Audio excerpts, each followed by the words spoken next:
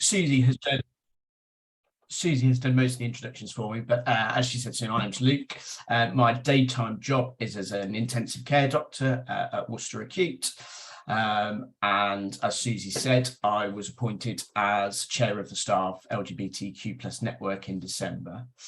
And one of our aims was to finish our response to the action plan that was given to us. So a little bit of background. Hopefully most of you will know this, but obviously in March 2020, Worcester Acute received a report from Health Watch Worcestershire on LGBT plus experiences of health and social care within the region. So engagement and surveys were carried out with adults and young people who identify as LGBT plus between October in 2019, excuse me, and February in 2020. And the trust were provided with a thorough report from that. Recommendations were made to health and social care commissioners and providers about LGBT plus awareness and training, including the introduction of the NHS Rainbow Badge Scheme, LGBT plus visibility within services, the availability of LGBT plus specific information, and information and data collection. The following recommendations were also made to commissioners and providers on children and young people's emotional wellbeing services. Worcester Acute weren't actually actioned with these recommendations, but it's something that I did want to look at as well, since we have quite a big paediatric service. So that's something I wanted to look at as well. We then came back with an action plan, which was to develop training programs, to adopt and increase the use of the LGBT plus ribbon, rainbow on logos and badges, to make sure that our information systems represented LGBT plus people, and we were using affirmative imagery in the trust. We wanted to review our data collection forms to ensure that we're including everybody, and that we'd got increased information available for young adults and children and potentially parents and carers. So that was what we wrote back to you with. Unfortunately, as Susie alluded to, things then got quite busy in March 2020 and COVID hit. So as Susie said, it is a just excuse, but I also wanted to apologise for the big delay in providing a formal response to this. So I was then appointed as the chair of the LGBT staff network, and I just wanted to now go through some things that we've achieved in the past 12 months that work towards the action plan that we provided to you. So in terms of LGBTQ plus awareness and training, we've relaunched the staff LGBTQ plus network, and I'm really pleased to say that the number of attendees has increased hugely. Our board have also been very supportive of this. We've had support from our senior leaders, Matthew Hopkins, the chief exec's been, and lots of our non-executive directors are attending on a regular basis. So there's real support from the senior leaders within the organisation about this. We've started to increase our communication, to increase awareness within the trust. So as an example of an email that normally comes out from Matthew Hopkins, the chief exec, on his weekly email. He gave me that space in Pride Month to communicate and give some education to the staff members about what Pride is and what they could think about doing. We've also set up a new intranet page for our staff to be able to go and get educational resources, support for any members of staff that are LGBT, or if they have any patients that need any support, there's resources and support on there that can signpost them to who they need to be able to signpost them to. So it's a really good resource for our staff. We've also used desktop screensavers, again, as educational pieces for our staff to ensure that our staff are getting the right education and messages out there. One of the big pieces of work that I've been doing over the past 6 months or so is enrolling the trust in the NHS Rainbow Badge, which I think is a fantastic project that I really hope will show our staff and patients mostly that we are a supportive and inclusive environment. The NHS Rainbow Badge project has been quite an in-depth project. It's included staff surveys, patient surveys, a review of all of our policies that could affect LGBT people, a look at our inclusion in terms of when we employ people, and just generally how inclusive we are as an employer. We've collated all of that information now and presented it back to the team who run the project, and we're awaiting a report from them, which is when the real hard work will start. So I hope we're going to be provided with an action plan and an award status. I suspect our award status will not be gold, but they will provide us with a very valuable action plan that we can then work over the next year or two to then hopefully increase our inclusivity and work towards one of those higher awards. We've also been looking at training for our staff, and this was a workshop that was offered to our LGBTQ+ network and some of our wider colleagues on gender identity and a mental health training workshop, which was funded by the Trust. We're also currently reviewing our mandatory training and looking at some new packages that are a bit more up to date and are going to really give our staff the core basic information that they need. There's lots of other training going on and new training that's been introduced in the Trust in the last 12, 18 months, with unconscious bias training, inclusion in interview training. There's lots of other work that's going on in the backgrounds to try and increase knowledge and education within our workforce. In terms of visibility within our services, I think one of the big things to come is going to be the NHS Rainbow Badge. And I know that the feedback from the report was that when patients presented to our service, they wanted to see affirmative imagery within the Trust. And I think with the NHS Rainbow Badge coming and staff being educated and wearing rainbow badges, I think that will be a real source of comfort, I hope, for patients coming into the Trust. We've also just developed some inclusive posters that are going to be put in patient areas, again, hopefully to show patients that they're not alone and we are thinking about them when they come into the Trust. We're also reviewing our name badges within the Trust. So hopefully by the end of the year, we'll have new name badges, which will include pronouns on, again, to try and normalise that conversation about pronouns, making our trans and non-binary friends and community more comfortable within our space.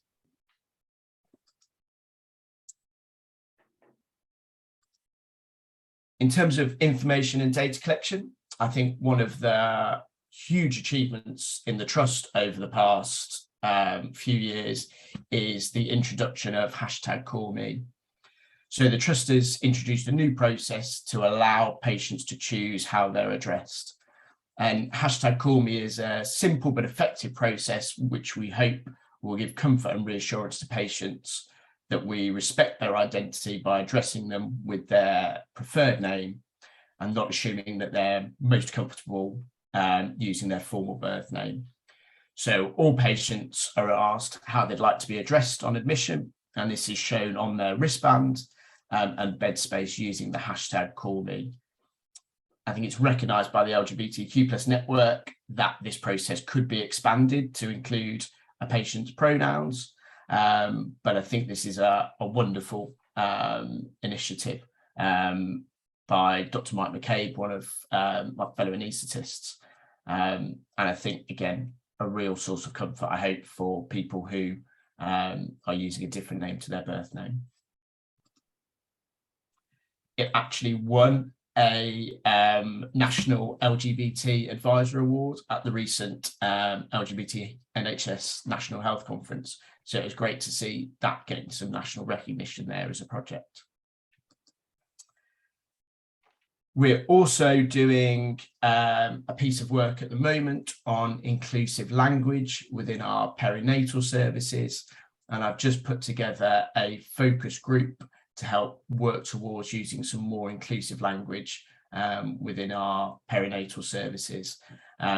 Brighton are sort of leading trust on this, and we're looking to replicate what they do within the trust.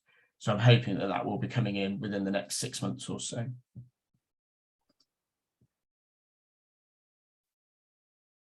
We've also adopted the Society of Radiology's guidelines on inclusive pregnancies screening.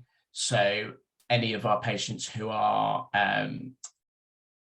undergoing any diagnostic imaging will be asked their name, their pronouns, and we are aiming to be inclusive by ensuring we're not presuming people's gender.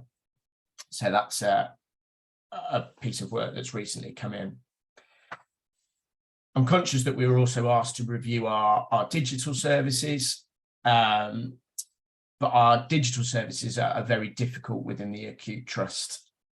They're not controlled by us, and most of the information that we're allowed to input is controlled centrally by NHS. I'm aware that the NHS digital system is slightly flawed for our trans and non-binary community, but that isn't something at present that I can change within the trust itself. But I know it's something that is being worked on at a higher level, but that unfortunately is out of my control.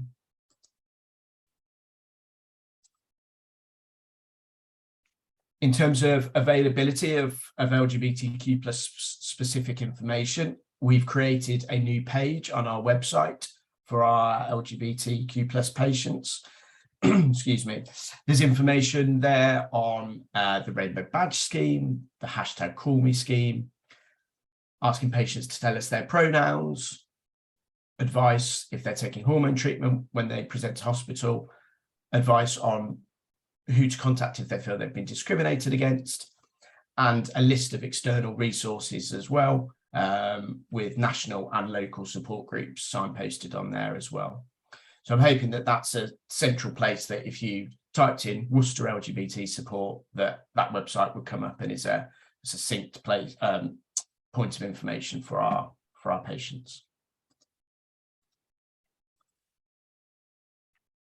We're currently reviewing our transgender policy within the trust, but we do have a strong statement about admission to single-sex accommodation, and patients will always be allocated to a ward environment based on their gender rather than their sex assigned at birth. So that is a piece of work that is already in. But we are looking to improve and modernise our transgender policy at the moment. Children and young people, we are looking at designing some leaflets for children and young people, or potentially adopting some leaflets from services that already provide them, such as Mermaids. And I've also delivered some teaching locally to the paediatric department, who requested some teaching on gender identity, and are very keen to ensure that the environment that they're creating is inclusive. So there's some work going on there as well. Think about what comes next. I'm aware that there's a few bits and bobs there that are still not quite finalised, so I need to make sure that all of those outstanding tasks are completed. I think the continued education of staff is a really important and key thing here. And I'm hoping that with the NHS Rainbow Badge, what I'm able to do then is anybody who would like to participate in the scheme and wear a badge will commit to coming and having some education, so that they are aware of the resources that are available, so that they can signpost our patients when they come and talk to them. As I said before, we're going to get the action plan from the NHS Rainbow Badge project, which I think will be quite an extensive piece of work and will take up a fair bit of my time, but I think will be a very worthwhile project. I think one of the points from the action plan will be around gender neutral toilets, and we're already starting to look at places that we could potentially include those within the trust. I've mentioned having pronouns alongside the hashtag call me on our wristbands. I need to do a bit more work to see what we can do locally in terms of our digital review. We'll be attending Worcester Pride this year, so hopefully with quite a good sized group of our staff who can help talk to patients and show what we're doing to make sure that we're inclusive. And I'd love to hold some further focus groups. Susie was fantastic, and Susie has been fantastic throughout this, helping me set up a focus group recently with Out Together, and there was some really valuable information and feedback that came from that, and I'd love to do that again with any other groups that would like to meet with me, so that we can hear people's lived experiences, because I think that's when we really can make meaningful change. That's everything that I had to say. Happy to take any questions now. Thank you very much, Luke. That was really interesting, and it's great to hear such good work, and it's really reassuring to hear that the board is so much behind it. With regard, I just had one quick question, which was about the NHS sort of digital stuff going on. There is work going on at sort of national level about that, is there? Yes, so there's following the I think it was the 2020 National LGBT Action Plan. Dr. Michael Brady was appointed as the National LGBT Health Advisor. One of the pieces of work that he's doing is to help look at digital services. There's obviously a huge flaw when our trans community transition. You're currently not allowed to have a different gender to your sex assigned at birth on an NHS system. And our community who transition end up losing their NHS records, and a new gender is given to them, but the sex is changed as well. It's obviously a hugely flawed system, and really risks people missing out on vital screening. So there is work being done at a national level, but that one is beyond my power, unfortunately. Thank you. Does anybody else have any questions for Luke? Simon.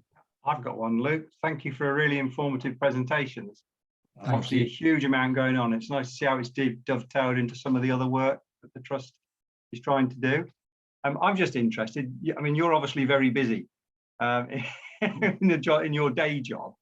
Do the Trust give you time to do this as part of your job, or is it something you're doing as a sort of almost in your own time, I guess? No, so the Trust allocate funding for all of the network chairs. So myself, there's a disability network, a BAME network, and a spirituality and faith network.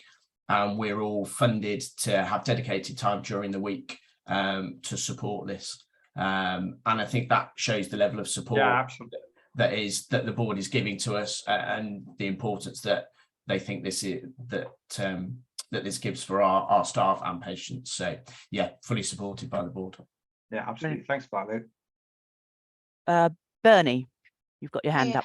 Yeah, I noticed obviously that you said about disability board and all the different kind of aspects there, but as a part of this work, have you been speaking to the neurodiverse community as well? So autistic people and people who are, you know, neurodiverse in other ways, but particularly because actually we got quite a strong connection with various, I wouldn't say transgender necessarily, but variations of gender and sex and all the rest of it within the autistic community. And I'm just wondering what kind of co-production there's been with that, or just communication or sharing or anything really. So it's not something I've done so far. I think it's an excellent point, and I think I'd love to have as I said at the end, I think focus groups with more members of the community is really the way to go. So it's not something I've done yet, but if you had any suggestions or local groups that I could get in touch with, I'd be very happy to do that. Yeah, that would be great. I'll be in touch actually. I'm the chair of the Autism Partnership Board for Worcestershire, and so that would be good. And I know I'm just going to put this out there as a question. As a part of these conversations in terms of with assigning a ward based on somebody's sex, gender rather than sex, have conversations taken place with cisgendered women who will be sharing wards about that? Because there is slight controversy around the safety and the comfortableness of cisgendered women, and I noticed that some of the language on the changes on the forms, where it's sort of removing breast milk, for example, to human milk, and I'm just kind of conscious that women who identify as cisgendered women, have they been consulted on these changes? So in terms of inclusive language, there are two ways that the inclusive language works. One is to use gender neutral language. And I think we can use gender neutral language when sex or gender isn't relevant. So a lot of our sort of internal trust policies used to say, for example, if someone was being bullied, it would say he or she should go to their boss, he or she should do this. And we can use gender neutral language there because simply by replacing the he or she with they, we are being more inclusive and including anyone who doesn't fit into the binary of he or she. The project with perinatal services, with maternity services, is to use additive language. So we are very aware that we don't want to exclude anybody, and maternity perinatal services is very heavily gendered. And we also recognise that if we used gender neutral language in those certain positions, that we may actually exclude parts of the community. So we want to use additive language there, which is why we're using things like women and people, or breast or chest feeding. So it will be additive language there to make sure we're not removing or deleting anybody. In terms of, sorry, Joe, there was a second part to that question, wasn't there, about the ward allocation? I think this is a policy that is about ward allocation is as an NHS policy. It's not something that we have decided locally. It's a much wider, broader policy. And I would have hoped that work would have been done with the cisgender community as well. But as I say, that's a bigger piece of work that was beyond the trust. Thanks, Luke. We have a question from Louisa. Oh, hello. It's not a question as such, but I just wanted to say thank you, and it's really amazing to hear about all the fantastic work you're doing. I just wanted to introduce myself because I'm the new Equality, Diversity and Inclusion Lead at St Richard's Hospice. So it's really interesting to hear about all the work you've been doing, because there's quite a lot of overlap with some of the work that I'm going to be looking at in the next coming months. So yeah, I just wanted to say hi and thank you, really. Brilliant. Thanks, Louise. If there's anything I can do, if you just started, if there's anything I can do to help, we need any advice, then just drop me an email. Susie's got my email. That would be fantastic. Yeah, I'll get your email if that's okay. Yeah, absolutely. And I'd really like, if possible, to have a copy of the presentation also. Okay. I'll send that through to Susie, yeah. Okay, amazing. Thank you. Brilliant. Thank you very much. Has anybody got any other questions for Luke? In which case, I will just say thank you very much, Luke. I mean, it's just so nice to hear so much work is going on, and thank you very much for giving up your time. Thank you very much, and thank you also as someone from the community for putting the report in place. I think it was something that was needed, and the trust needed a prompt to do something. So yeah, thank you for your hard work in putting that report together. Thank you. Thank you very much. Take care, everybody. Yeah. Right. Moving on. I think Terry has joined us.